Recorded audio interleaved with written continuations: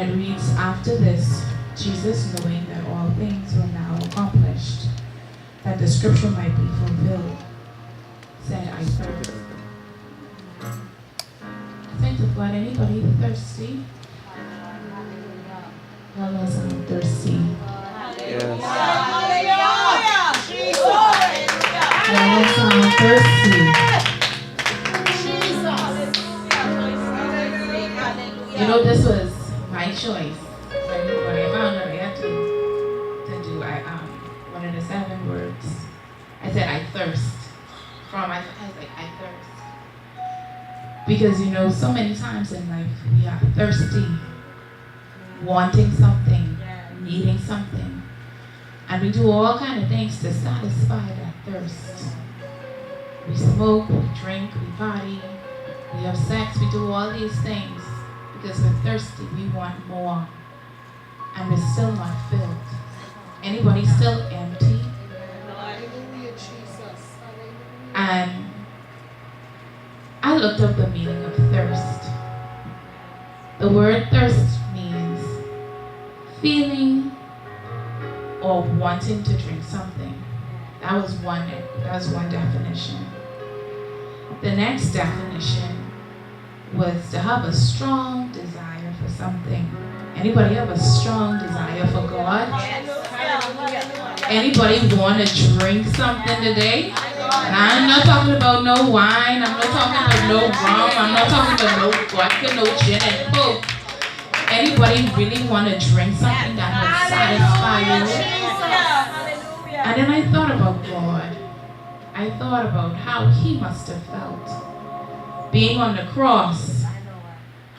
And you know, after he was there for so long and knowing that the work was done, he said, I thirst. How many of us are thirsty? How many of us want something? And a lot of times we don't even know what it is we want. Sometimes we just searching, empty, just searching, longing for something and we try everything and we can't be satisfied. And I went into the text of John chapter 4, verse 13 or 14.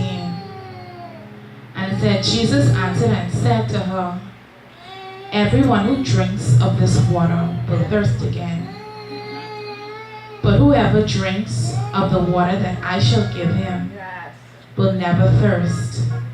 But the water that I shall give him will become in him a fountain of water springing up into everlasting life.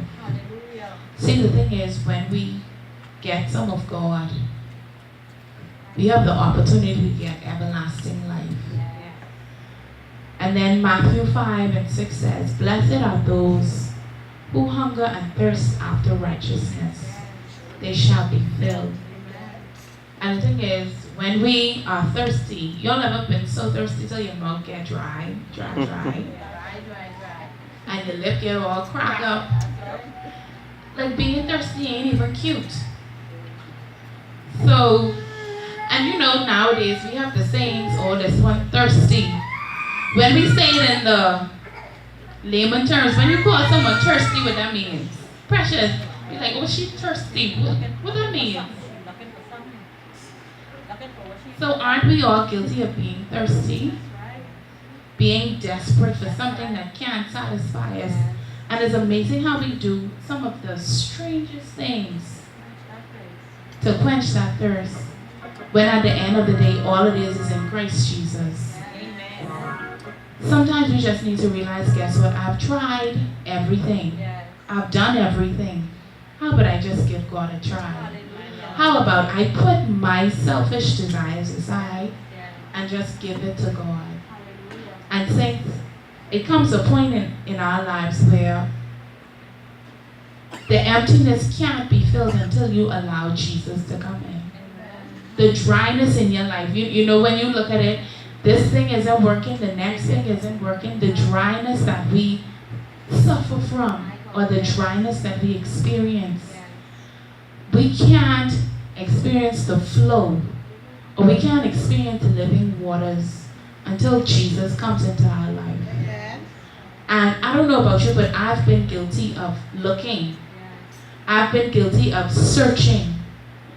And some people search for years and still come up empty. Think about it. Think about, the people who treasure hunt. They search for years. One little clue, and they searching. Have we ever got into the Word so much that one word from God, and we start the search, we start the exploration, we get so hungry and thirsty for His work. I said, Lord, cause your people to be thirsty for the things of you. Cause your people to be hungry for the things of you. Because at the end of the day, the world can't satisfy it. Hallelujah. The world can't satisfy it. And I was thinking about Jesus being thirsty. Thirst leads to dehydration. And you can die from dehydration. Anybody dying from dryness? Have you ever been in a season? It's been so dry. Everything dead. This is what happens when you don't have Christ. You may think you're living, but your life is truly dry. Like Sister Joy said, it's brittle. As soon as someone touches it, crumbles and falls apart. But when are we going to be so thirsty for God? When are we going to be so hungry? When are we going to want Him so much? Does our life have to continue to be dry? Do we have to continue to be empty? Everything you touch, this thing working, the next thing ain't working, this thing going haywire. You need the living water. Something that will bring life to every dry place, every dry situation, everything that was barren. And see, we know that Jesus died and He was resurrected. He has the power to resurrect every dry area in your life. Amen. He has the power to bring to life every situation that you may have lost hope on. Everything that you gave up on. Everything that just looked dead. Anybody got any dead situations? Anybody got anything dry to the point where it's skeleton and bones? But the God we serve, He is the living water. And if you really want God, He has the power and He is willing and He is able to fill you up with Him. You just have to want it bad enough. And think of God, I made a promise. I said, Lord, I'm not going to look for it in things. I'm not going to look for it in people. I'm not going to look for it in money, because so often we think, the more money I have, the more I'll be happy. But you can have all the money in the world. You'll never see these super rich people still unsatisfied. They spend all their money searching for happiness. But here we are. We want money so we can be happy. They have it and they're not happy. What do you think that emptiness is? What do you think that dryness is? They need Christ. The void that you have, boy, I need to do this, you sitting on the corner planning, plotting, scheming. The next thing won't work. You won't get satisfaction then. You can only get satisfaction in God. True satisfaction. Not the temporary 5, 15, 10-minute satisfaction that we find in a bottle or a joint. But true satisfaction and fulfillment comes when we allow Christ into our life. So saints of God, I just want you to be encouraging.